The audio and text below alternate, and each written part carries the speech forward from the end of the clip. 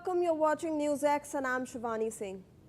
Armed gunmen with sophisticated weapons killed 2 Kuki Baptist Church functionaries and wounded 2 others in Manipur's Kamjong district.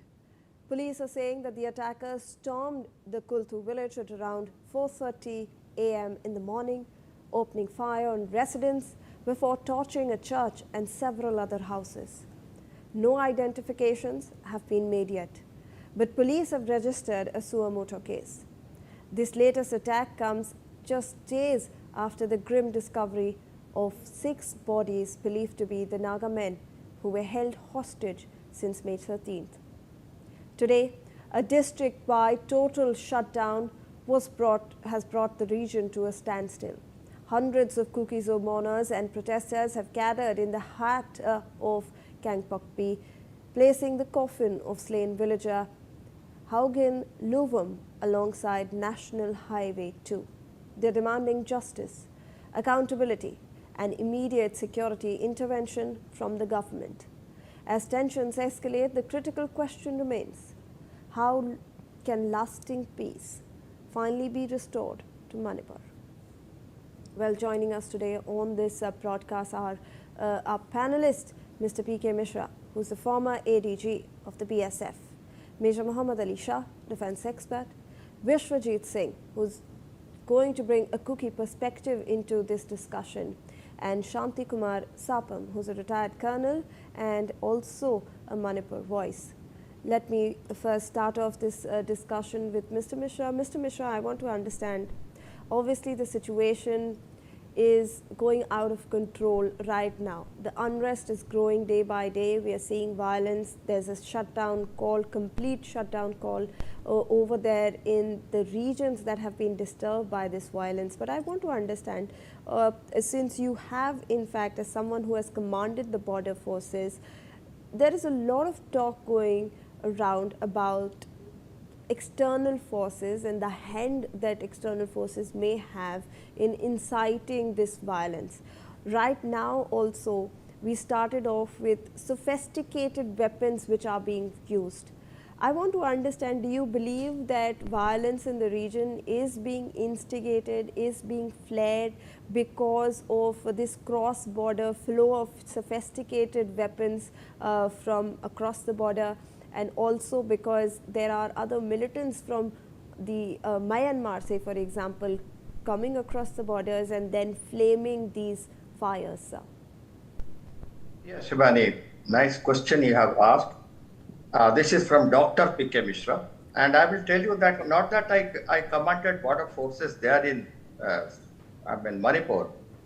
I was DIG BSF Manipur and IG BSF Manipur, and I have operated in Kamjong. I have operated in Damu, I have operated in Sita, I have operated in Sangai Court, I have operated in Singhat, I have operated in Tidim Road. So the whole of Manipur border is very well known to me. Now I will tell you your question, I'll give the clear answer. In fact, I see there were some statements that this incident which had happened at, no, it's not in Kamjong. In fact, it is in this is a Kumtuk area that is in between boundary pillar number 112 and 113. It's very, very close to Myanmar border, and it happened at 4:30.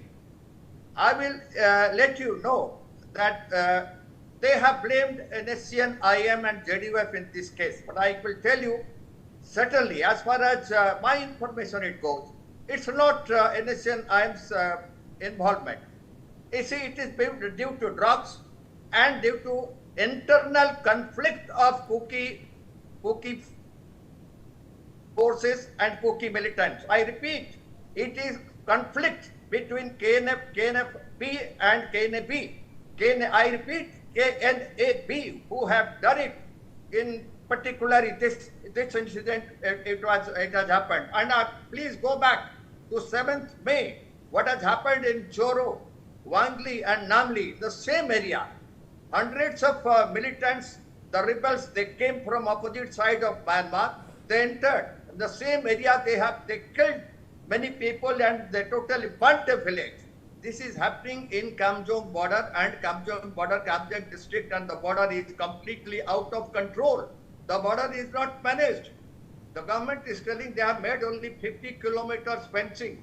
Why not full Myanmar and Manipur border? What's the problem from 2023 to make it? And the next part of it, you are correct in asking.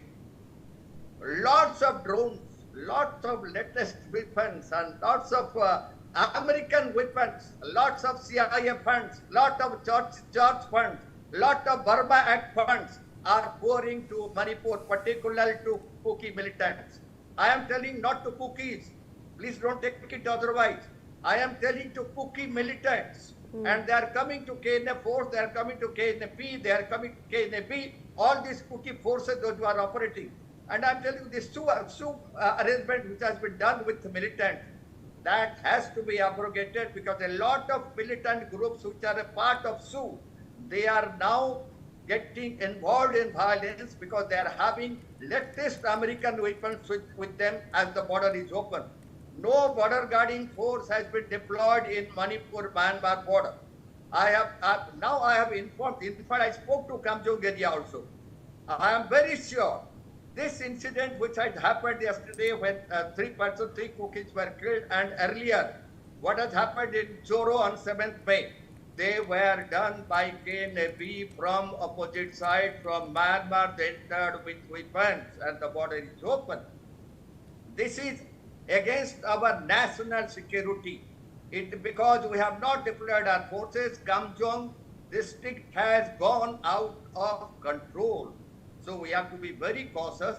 It is not the repercussion of 6 Nagas who were killed by anybody. I don't want to speak who has killed them. It is not that repercussion. It is a conflict between Kuki militant organization, between KNF and KNP. I mean KNB. All right. All right. Burma. That is what it has happened. Okay. I am very sure. And I have spoken to Kamjong also. If somebody tells me, I will not accept this. I am very sure I am a security person. All right. And I stand for it. All right. Point taken, Dr. Mishra. Yeah. Point taken. Your perspective has been noted. Let's also get in a perspective from Mr. Singh, who he is bringing us the Kuki perspective. So let's get to hear what he has to say on this, entire issue. Mr. Singh, obviously we have been seeing a tit for tat kind of a situation that is happening. First the hostages, then we are seeing obviously the violence that is continuing. We've lost some more people yesterday again. I want to understand what is going on the ground, sir? See, I completely disagree with whatever Mr. Mishra has been saying. Okay. I would politely like to tell him that all his sources are feeding him some false information. So I would not use any harsh words, but he has been fed with a lot of false information. Whatever the attack, if we speak about the attack which happened yesterday in the early hours of yesterday, yes, it was they were Myanmar-based militants, but it was not KNB. KNB has issued clarification time and again that they are not operating anywhere in India. They are already engaged in fighting the junta allied forces in Myanmar. They have their own area to take care of. And it was not it can never be KNAB. It was the NSCN IM's Eastern Front, which works out of Myanmar, and the SNA, the Shani National Army. That attack yesterday was mounted by these combined forces, and they are also working in conjunction with Valley-based, in collaboration with Valley-based insurgent groups, which are the Meitei groups. They have all collaborated. I have got definite intelligence from ground that 50 Arambai Tengul cadres are stationed in Sikibum, which is the NSCN IM controlled village. And I have a lot of other information. We also get intelligence. It's not just because Mr. Mishra comes from a security background, so he has got all the intelligence. I'm naming the groups which mounted the attack. There is video evidence. There are eyewitnesses, the survivors of the attack. Okay, the village was weakly defended. It was not well defended, so they managed to kill three people. But that was a force of around 100 people which attacked that village. And KNAB does not have that kind of cadres to spare to go and attack villages in India, and that too friendly Kuki villages. Why will they do that? And the propaganda which is being peddled by the Tankuls and the Metes, it has a typical pattern. Today I got 4 or 5 videos which are from Venezuela, saying that and purporting to be that these are the videos of those 6 hostages killed in Manipur. What nonsense! The language being spoken in those videos was Spanish, which is spoken in South America. So it's really pains. And whose failure is it? Who's supposed to guard the villages? Who's supposed to guard the border? Who's supposed to deploy enough sufficient security forces in the troubled state? Whose job is it? It's the job of the central government. There are enough forces already stationed in Manipur, sufficient. Probably 1 lakh, around 1 lakh security forces are present in Manipur, including Army, Assam Rifles, CRPF, BSF, and others also. Mr. Everybody is Singh, there. yes, And Mr. Singh, why is then- the government? No.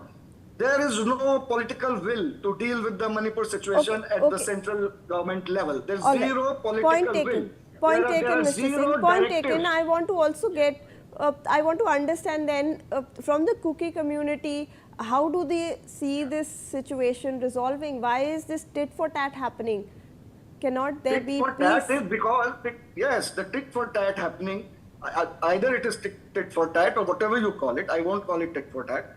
But whatever is happening is because of collaboration of Imphal Valley-based insurgent groups and the NSC and IM-led Tankul groups. They have collaborated, and it's the fight for territory. If they have affected, Mr. Mishra may have forgotten, but I know it for a fact. In the early 90s, they drove out ethnically cleansed Kukis from Ukhrul district in 91 to 95. Yeah. And now Kukis are ethnically cleansed from Imphal. So now these two forces who did this ethnic cleansing of Kukis earlier, they have joined hands, they have collaborated, and they want Kukis out of Senapati district, out of Ukhrul district. And All they right. are also claiming the Kangpokpi district. Okay. So if some political solution for Kukis is offered by central government, that they have this fear that Kangpokpi district may go entirely to the Kukis. Okay. So they want. So a political solution to this is what is required. What is Mr. Mishra's? All right, Mr. Singh. Let me also get in Shanti Kumar Sapam. So I want to understand now. Earlier, Manipur has always seen this kind of unrest. Earlier, we were seeing the Metis versus the Kukis. Now we are seeing in the hills itself, we are seeing Nagas versus the Kukis, and violence does not seem to stop, sir. How there's Mr. Singh spoke about a political solution to this. How do you see this resolving, sir? How can we bring peace to Manipur? Good evening, Shivani ji. Thank you so much for having me in your show. And good evening to both the panelists. I am from the Assam regiment, and my troops includes Nagas and the Kukis, and the Meiteis also. I have served in the state of Manipur when there was a big clash between the Nagas and Kukis in 93, 94, 95, 96, 97, 98, right? And I knew my troops and my people very well. Now what happened is, my Jawans keep bringing up now also. From my Jawans, I mean the Kuki friends, Kuki Jawans, they ring up to me.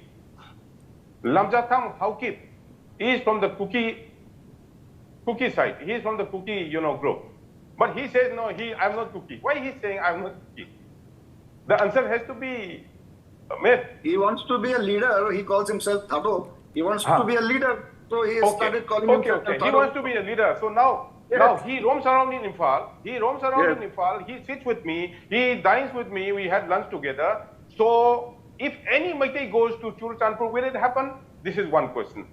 Now, the central government wants to fence the entire area, and the budget also has been sanctioned. Will Mr. Bishwajit say that there should be fencing all along the border? This is one question which I want to ask with due regard. right? Yes, there should be fencing. Yes, border should So be you will say, controlled. but Border the should be Cookies are- controlled. Yes, yes. Yeah, absolutely. It's a Every matter life- of national security. Yes, every life Border is should be important. controlled. Yes. Every life is important. So you are also saying that the border must be fenced, right? And you also should say that there should be no FMR. FMR, coming from here and there should be with due process of law. I hope Yes. you will agree with me. I agree totally. Yes, There should you be- must agree, every- and you must tell the, you must do the International border has to be respected. And Yes, yes, and yes. we are, and the government is making sure that they are trying to do this. They are trying to make sure that there is more security in that area. Let me also, sir, then get in a word from Shivani ji, Major- the, Yes. the village that got Please. attacked yesterday Sir, is sitting sir, right sir, on the sir, border. I will let me get in a word from Major Muhammad Ali Shah, who's also waiting patiently to get in a word on from his perspective. Major Shah, I want to understand from your perspective, what's the solution? We have a political solution. We are talking about border fencings as well. We are talking about maintenance of the border areas. How do you see peace coming back to Manipur? Right, Shivani, if I have to say it in plain, simple words, it's actually gone very, very far. It's actually, my heart bleeds and my heart pains to say this. It's actually gone, I will not say it's gone out of hand. It's almost gone out of hand, because I'm an optimist. So I'm saying this, I'm still saying it's still not gone out of hand, but it's gone very, very far. And a political problem, the problem in Manipur is the political problem. Be it the ethnic problem over there, be it the underground problem, the problem is a political problem. And the political problem cannot have a military solution. Military cannot do magic. Of course, people perceive us to be Superman. We are, there's no doubt about that. But you cannot expect the military to operate with their hands tied behind their backs.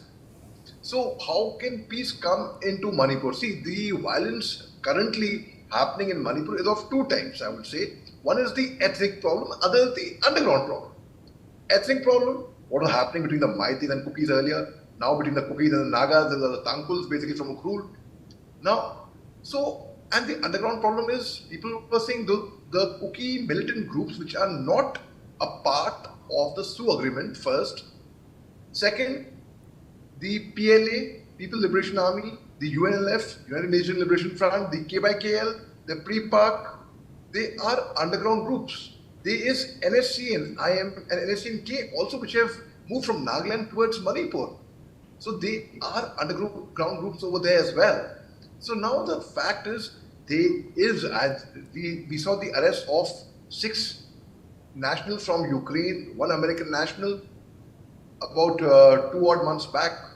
So now the problem is, because it's gone so far, how much have we tried? The wounds have become so deep, and there's hatred, there's venom.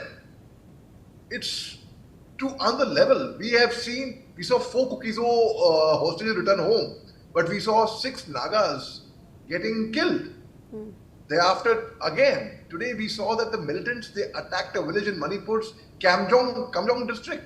Right. So they had gunned down 2 persons, burning several houses.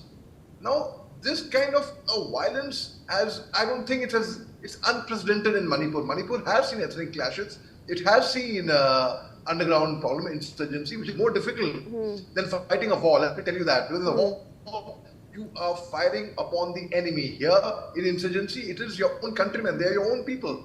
It's very, very difficult to pick up a gun and point towards your own people. It is extremely difficult. How does peace come in there? Now, Right. I would say we have enough Director General of Police who have served in Manipur. We have former GOCs, former Chief Secretaries who belong to neither Maite, nor Kuki, nor Naga tribe, who are not from Manipur. Well, but the golden question is, will they be accepted by the locals over there?